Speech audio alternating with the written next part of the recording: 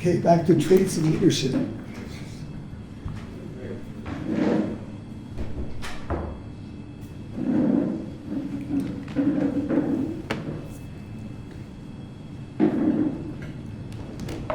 A leader's got to be wise. There are all kinds of different aspects of wisdom. I want to talk about one in particular. The wise King Solomon.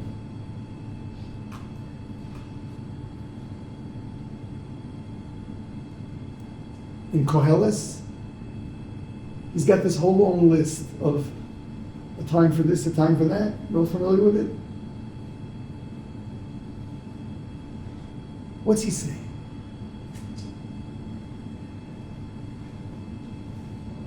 He's pointing out that life is not black and white. The very same situation, but depending on variables, is right or wrong. And you gotta figure out just what is going on, and therefore what is the proper response.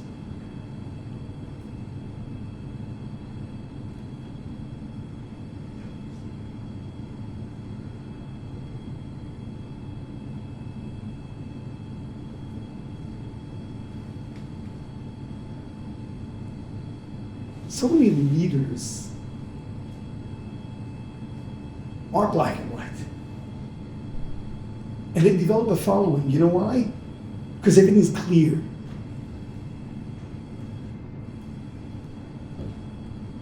They know the truth. This is good and this is evil. And they get to follow it. Because it's so easy. But it's dead wrong.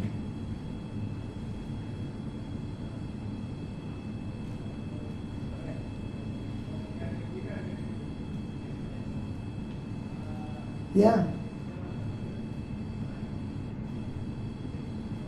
There's a time for love and a time for hatred. Hear that? The wise King Solomon says there's a time for hatred.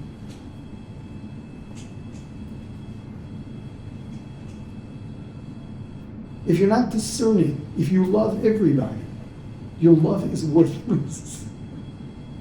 It's worthless.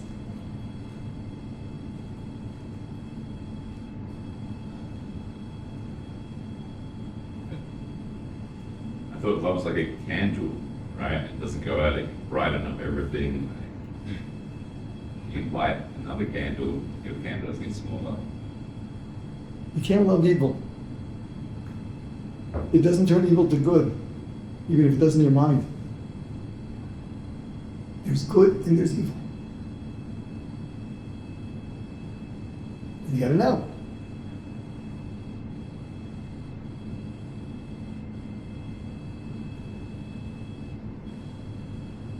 Before Purim, in Parshas Zachor, when we read about getting rid of Amalek, so I just give over this old hippie cartoon where she asks him, two flower children, she asks him, do you love me? And he says, sure, I love everybody.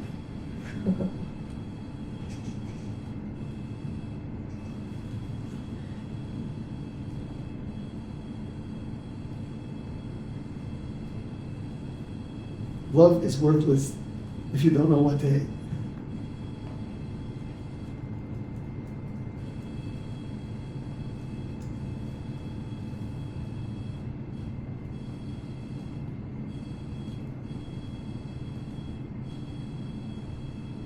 Time for war and a time for peace. What does that mean?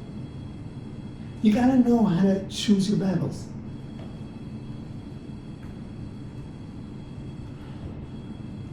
What do you fight for and what do you not fight for? You don't have to turn everything on earth into a principle.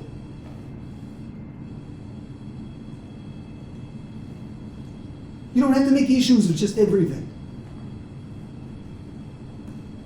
You need the brains for that. See, this is what leadership has to determine.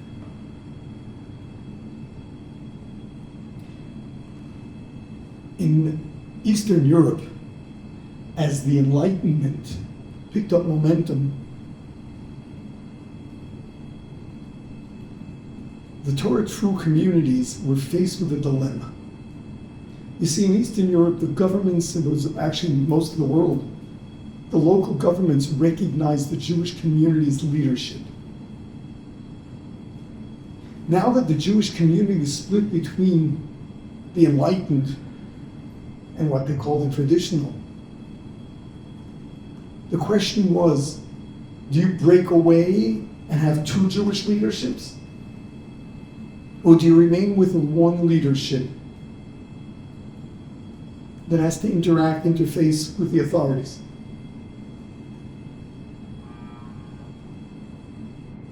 It's a really difficult question.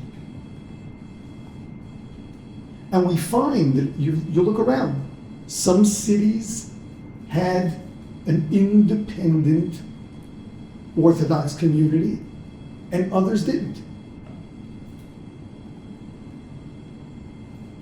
It was not just a matter of taste of the local leadership. It was understood that in every city the circumstances differed, and you've got to make an accurate call. Just as an example, two contemporaries, two greats, the Chassam Sofer, legendary among other things for his absolute rejection of anything that smelled of the Enlightenment. He insisted that we preserve every last custom, not to be confused with the enlightened Jews.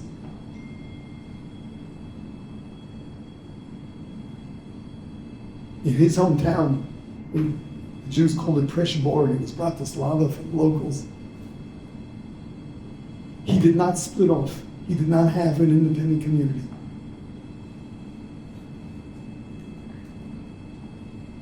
His contemporary, Rav Hirsch in Frankfurt, who was more enlightened than him, he split off. He had a separate community, a separate school system, their own university, gymnasia as it was called, their own culture, their own newspapers, their own charity fund. So the one that was known to be more stubborn didn't split, and the one that was known to be more, I call it liberal, but open-minded, did split. It's not a matter of personalities. It's a matter of understanding what is proper for where you are. Hirsch saved Germany by having an independent kehillah in Frankfurt.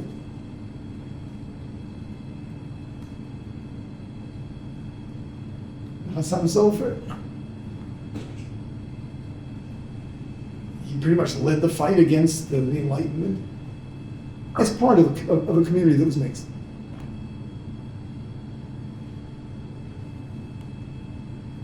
These decisions are so difficult. It is so easy to just start a revolution.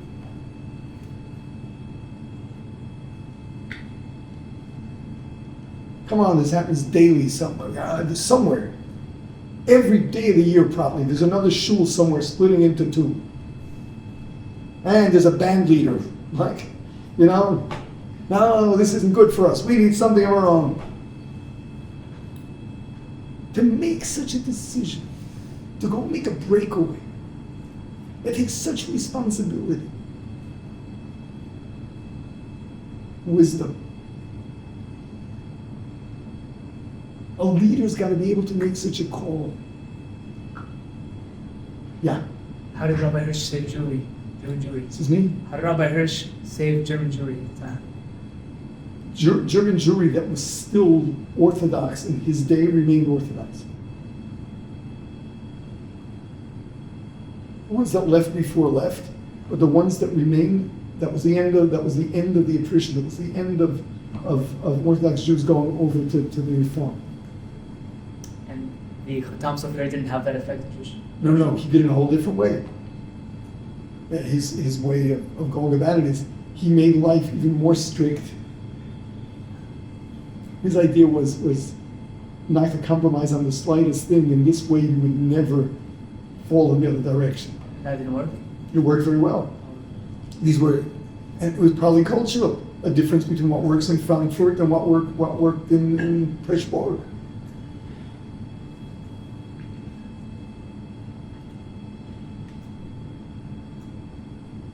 So you're highlighting the difference between what works for which community.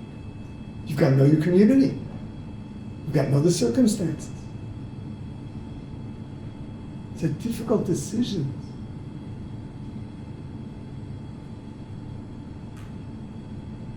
I'll tell you something funny. My own community.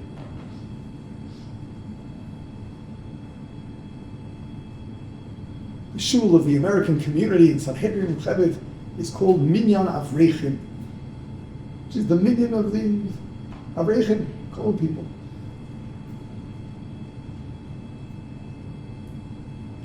The next generation, the boys, got together and they started a little minyan. They call it Minyan Bachurim, the minyan of the Bachrim. They start davening 1 hour after we do, and they finish at the same time we do. There's no talking during davening because there's no time.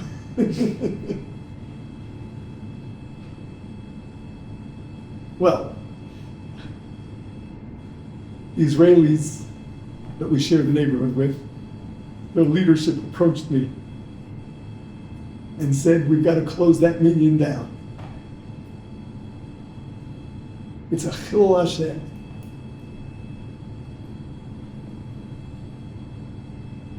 Finish davening in 1 hour and 15 minutes on Shabbos?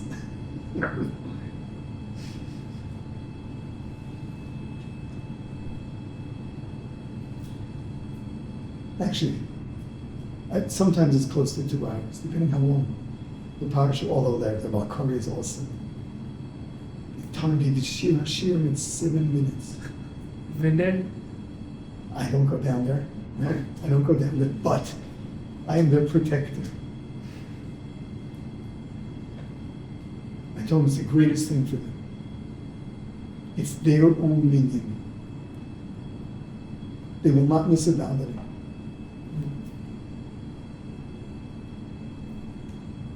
You call it a chilul Hashem, for them it's the right thing.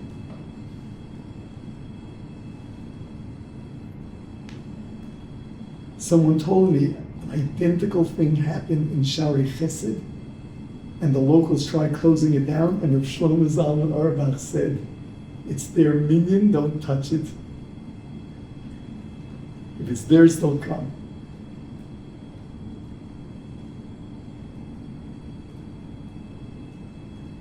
It's very easy to be a Kabbalah, it's very easy to chilul Hashem.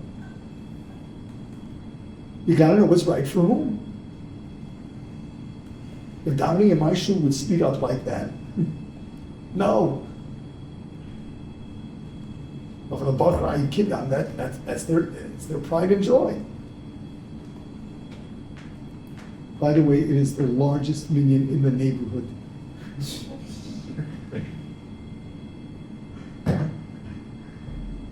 And you draw the line when it comes to halacha and making that decision. Good. So the boys come to me, for example, they ask the question, can they start after Zman Krishna, after Zman Krishna?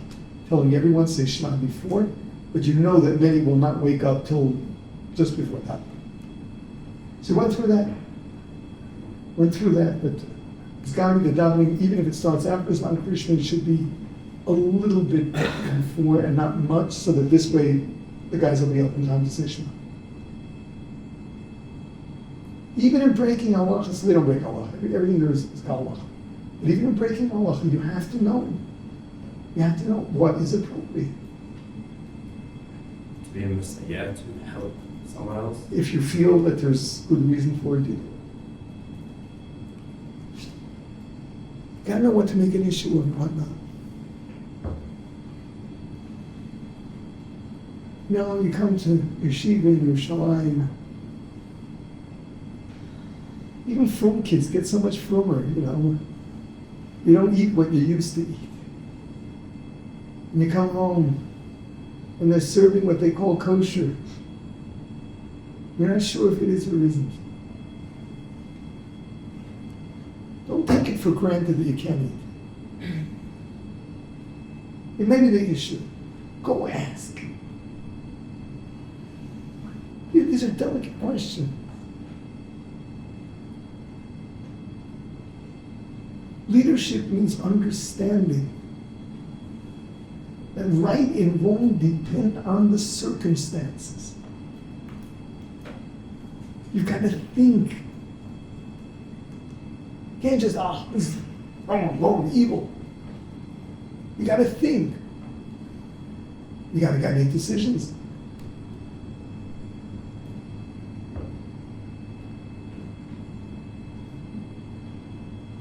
So you want to be a leader, you got to learn to think.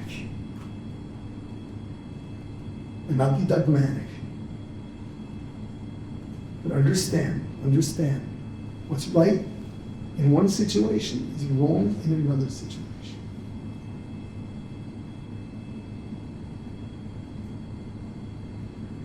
Yeah, okay. Rabbi, how would you define evil?